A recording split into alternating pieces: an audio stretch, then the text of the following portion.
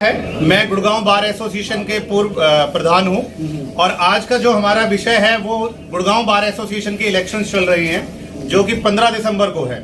उसमें हमारे प्रत्याशी हैं श्री निकेश राज यादव जी जो प्रधान पद का चुनाव लड़ रहे हैं। आज मीडिया को बुलाने का हमारा तात्पर्य है कि जो इनका एजेंडा है और जितने भी हमारे सीनियर अधिवक्ता आज आए हैं जो आप देख रहे हैं बार के जिनकी 50 साल की प्रैक्टिस है वो निकेश जी के साथ बैठे हुए हैं। उन्होंने अपना एजेंडा बताना है, बार के लिए क्या करेंगे और क्या क्या उनके जो मीडिया के जो बंधु उनसे सवाल पूछेंगे उनका वो जवाब देंगे। तो मैं आप सबसे रिक्वेस्ट करता हूं एक एक करके।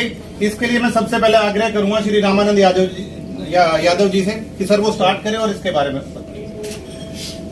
देखिए, अब इलेक्शन का 15 दिन हो चुके नॉमिनेशन से, अभी तक किसी भी कैंडिडेट ने अपना एजेंडा नहीं बताया था आखिर वो चुनाव लड़के प्रधान बन के या सेक्रेटरी बन के क्या करना चाहते हैं। तो it is a good start Nikesh Raj ने जो की है। अब भाई कम से कम अपने प्रॉमिस बार को बताए कि भाई ये हमारी प्रॉमिस है एंड मैं 1 साल में ये चीजें करने जा रहा हूँ। तो बेटर यही होगा अब निकेश राज से ही पूछे हम अब उनके दिल में बार का प्रधान बनने के बाद हमें क्या करेंगे। निकेश राज।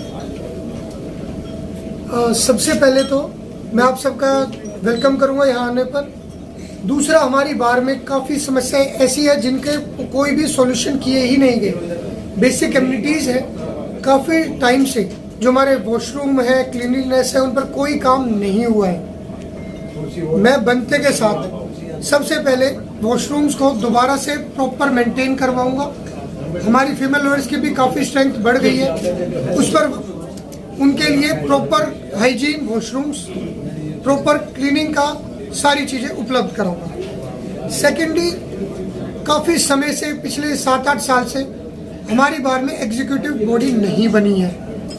बहुत फैसले ऐसे होते हैं जिसको हमें यंग लॉयर आ रहे हैं, they want to represent the high court also. तो यहाँ से ही फाइलिंग हो जाए, यहीं से हाइब्रिड हियरिंग हो जाए। तो ऐसा सिस्टम हम उड़ीसा मॉडल को अडॉप्ट करने के लिए प्रपोजल जरूर भेजेंगे नई एग्जीक्यूटिव के मार्फत से। देखते हैं जो प्लीज करते। और डिस्ट्रिक्ट कोर्ट में जो एडवोकेट सीनियर प्रैक्टिस कर रहे हैं उन्हें डेजिग्नेट नहीं किया गया एज ए सीनियर एडवोकेट। हम रिक्वेस्ट करेंगे कि उन्हें भी सीनियर डेजिग्नेशन दी जाए एंड अगर नहीं तो जो सीनियर एडवोकेट्स हैं उन्हें डिस्ट्रिक्ट कोर्ट में अपीयर होने की परमिशन ना दी जाए।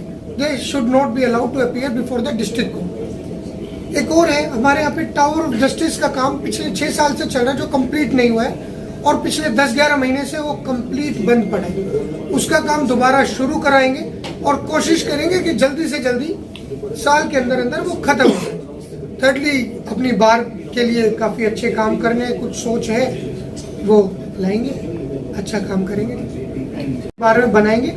माहौल जो थोड़ा बहुत खराब हुआ है उसे ठीक और दुरुस्त करें। बाकी जो मेरे सीनियर एडवोकेट बैठे हैं इनके दिशा निर्देशों पे जो भी चीजें समय के साथ आती रहेगी, सर से समय समय पर एडवाइस लेते हुए पूछ के कि किस तरीके से हम कर सकते हैं वो काम करते रहेंगे। धन्यवाद, बहुत बहुत। बार में बाहर के जो भी लोग आ रहे हैं उनकी प्रॉपर चेकिंग की जाए और किसी भी अनजान व्यक्ति को कोर्ट में ना घुसने दिया जाए।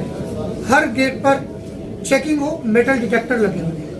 मैडम नूतन यादव जी से एक सवाल है मेरा कि बार में महिलाओं की संख्या, महिला एडवोकेट्स काफी बढ़ रही हैं, तो महिलाएं तो अध्यक्ष पद के चुनाव के लिए आगे क्यों नहीं आती है बार? नहीं, महिलाएं आ रही हैं चुनाव के लिए। जहाँ तक इस प्रोफेशन की बात है, हम इसको बाइफरकेट मैं करके नहीं देखना चाहती।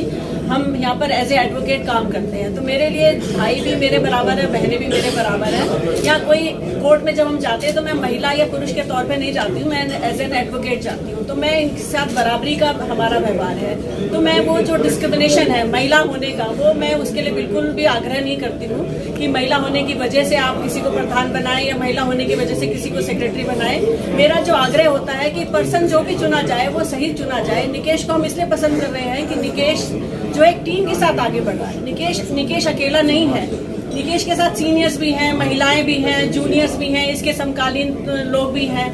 तो यहाँ जब हम कार्य क्षेत्र में आते हैं तो हम इसको बाइफरकेट नहीं करते हैं, हम इसको एज ए प्रोफेशनल हम देखते हैं। मेरी जो क्लाइंटेज है वो as a Nutan Yadav advocate है, एज ए महिला एडवोकेट नहीं है। तो इसलिए मेरा यही है कि हम बराबर हैं और इसी दृष्टि से देखा जाए। निकेश जी, एक सवाल है मेरा महेश्वरी जी, कि हर आप बार सबसे वरिष्ठ अधिवक्ता हैं। अभी रामानंद जी जैसे बता रहे थे कि भाई बाई एज भी आप सबसे वरिष्ठ हैं, वैसे भी सीनियर भी हैं।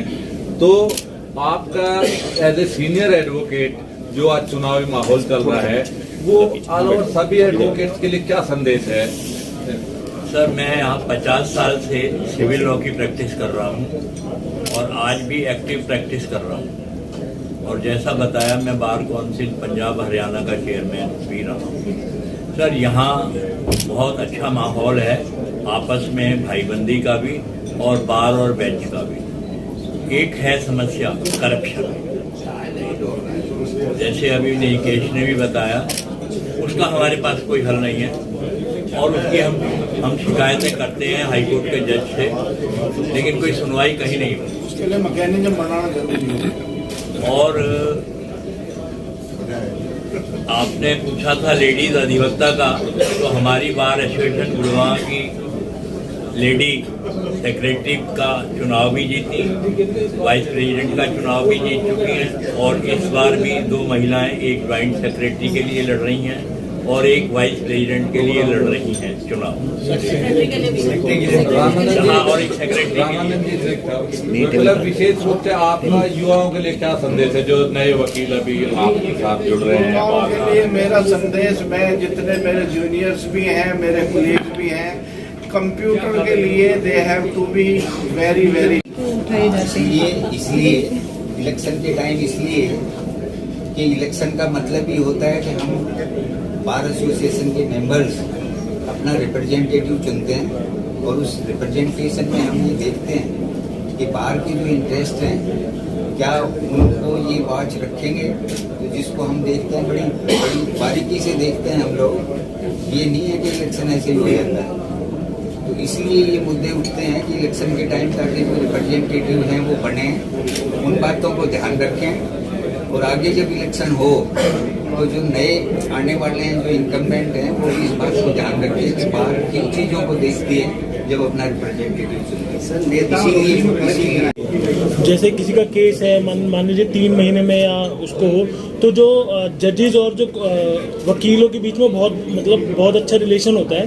तो जैसे जो लोग न्याय के लिए आते हैं, जिसके लिए स्पेशली कोर्ट चलती है, तो वो जो स्पीडी ट्रायल हो, जल्दी लोगों को मिले, 5-10 साल ना हो, तो उसके लिए हम लोग जैसे हम अपने जो कई लॉयर्स मैंने देखा है, मैं हिंदुस्तान अखबार से गौरव, तो मैंने देखा कई लॉयर जो क्लाइंट्स होते हैं उनको मिसगाइड करते हैं, उनको लंबा खींचते हैं, मैं डेट ले लेता हूँ मैं या कुछ कर लेता हूँ। तो उसके लिए हम जैसे एडवोकेट्स में क्या हम उनको अवेयर करें कि भाई नई क्लाइंट्स को टाइमली आप लोग न्याय दिलाए, उनके केसेस को डिस्पोज ऑफ कराए या जो भी है, या उनको सही गाइडेंस मिले, क्योंकि ज़्यादातर लोग गूगल से सर्च कर आते हैं और उनको नॉलेज भी नहीं होती।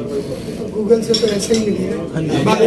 अभी सुप्रीम कोर्ट ने एक गाइडलाइन जारी करी है, उसके अंदर बहुत अच्छी गाइडलाइन जारी करी है कि क्लाइंट को नोटिस जो देना है, दूसरी पार्टी को नोटिस देना है, वो कितने दिन के अंदर जाएगा, कितने दिन के अंदर रिटन स्टेटमेंट फाइल करने हैं, कितने दिन के अंदर एविडेंस लीड करेंगे, डे बाय डे ट्रायल चलेगा, उसको अभी रिसेंट इम्प्लीमेंट होना है।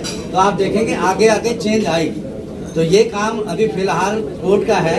आज हम बैठे हुए निकेश से कीजिए, तो जो उनके दायरे में है प्लीज उन पे बात। उस गाइडलाइन से ये भी दिया है कि जज जो है ना, जो वकील की डायरी और जज की डायरी से डेट दे, लेकिन जो डेट दी जाए उसमें वो काम हो रही है।